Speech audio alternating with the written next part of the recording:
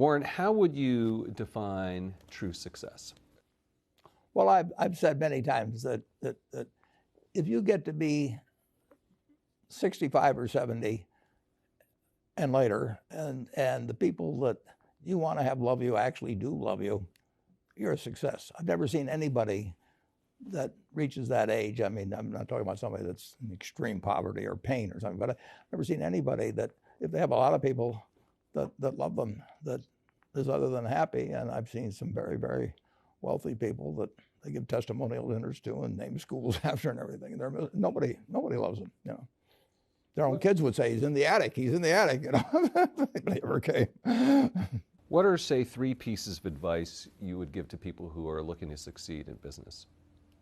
Well, by far the best investment you can make is in yourself. I mean, for example, communication skills. I tell the students that come that they're going to graduate schools and business, and they're learning all these complicated formulas and all that. If they just learn to communicate better, and both in writing and in person, they increase their value at least 50%. And, I mean, if you can't communicate, somebody says, you know, it's like winking at a girl in the dark. Nothing happens, you know, basically. And you have to be able to get forth your ideas. And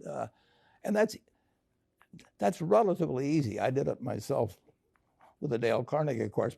Some people wish I'd taken a shorter course now in terms of my talking later on.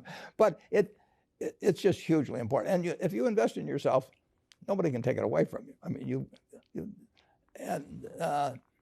the second thing, which I'll get a certain criticism for not living it, but I do tell those students, you know, that if I gave you a car and it'd be the only car you get in the rest of your life, you take care of it like you can't believe. Any scratch, you'd fix that moment. You read the owner's manual, you keep a garage and do all these things. And you get exactly one mind and one body in this world. And you can't start taking care of it when you're 50. By that time, you'll have rusted out if you haven't done anything. So you should really make sure that you just remember that you just got one mind and body to get through life with and to do the most with it. What about life advice? Well, life advice is, you know, the most important thing, aside from the things I've talked about already, is really who you associate with. You want to associate with people that are better than you are. I mean, basically, you'll go in the direction of the people that you associate with, and you want to have the right heroes.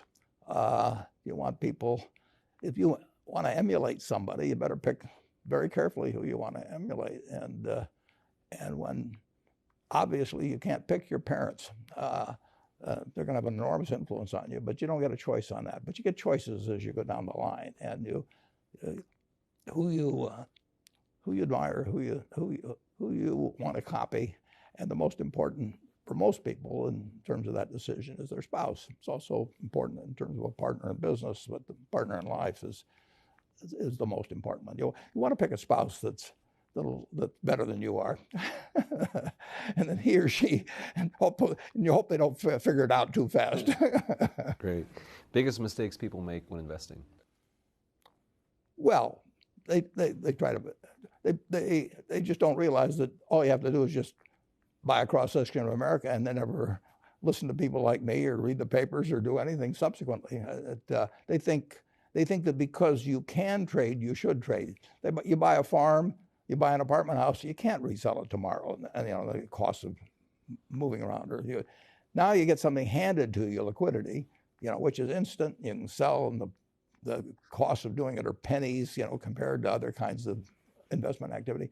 So because they can so easily move around, they do move around, and moving around is not smarter than investing. You have a pretty cool morning routine regarding what you have for breakfast and how prosperous you feel. What is that? Well, I now actually send somebody over to McDonald's usually to get me something. Since the publicity I got from earlier describing my habits at McDonald's, I now have somebody go in the office, but that was more for entertainment value. I actually eat exactly what I like to eat. If I liked it on my 6th birthday, at my 6th birthday party when we had hot dogs and hamburgers and Coke and ice cream with chocolate, I still like it. And I don't care about anything subsequently. I discovered it all by the time I was 6. if somebody offered me a deal when I was 20 and said, you're going to live 1 year longer, instead of living to 88, you'll live to 89 or whatever it may be, if you eat nothing but broccoli and Brussels sprouts and onions and all these things, I just said, I'll, take the last year off. It probably won't be that good anyway. I mean, so I eat what I like to eat. I'm not venturesome in that area. I like how you lumped in onions with broccoli and Brussels sprouts. Never heard that. I just don't happen to like onions, but no, I don't put them in the same category. Okay. You and George H.W. Bush, I think. Is business school worth it? Depends on the person, much more than it depends on the school. I mean, I wouldn't worry. Some people are going to get a lot out of advanced education, and some people are going to get very little. And I don't even think it's important that every person go to college at all. I mean, we have all kinds of jobs at 70 or so thousand a year, or 80,000 a year, that college training is not of use. And I actually was not keen on going to college myself. Yeah, my dad kind of jollied me into it. He could get me to do anything. But if they'd had an SAT test in those days, he would have taken the test for me. but because I knew I could have a good time, and I liked investing, and I didn't really feel I could read the books.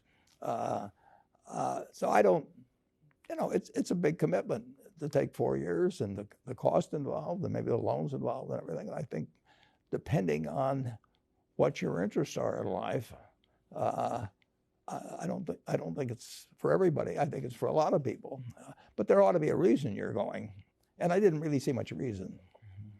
All right, last question. So lightning round. So there's a few. Do you ever drink water? Only under duress. What is your favorite all-time song, Warren? It's undoubtedly, it's My Way. What about movie? Favorite movie? Well, I like The Bridge on the River Kwai because of there were a lot of lessons in that. Plus, it was enormously fascinating. Catchy tune also. Pardon me? Catchy tune also. Yeah, Right. Very. Right. But the ending of that was sort of the story of life. He created the railroad, and did he really want the enemy to come in across it? Got it. Favorite book? Well, the favorite book from an the book that had the most impact on my life was The Intelligent Investor by Ben Graham. I knew you were going to say that. Favorite TV show? It's probably going to be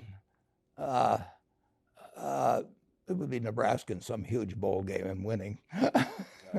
And finally, what do you carry in your wallet, and how much money do you tend to carry around? Well, I probably carry maybe $400.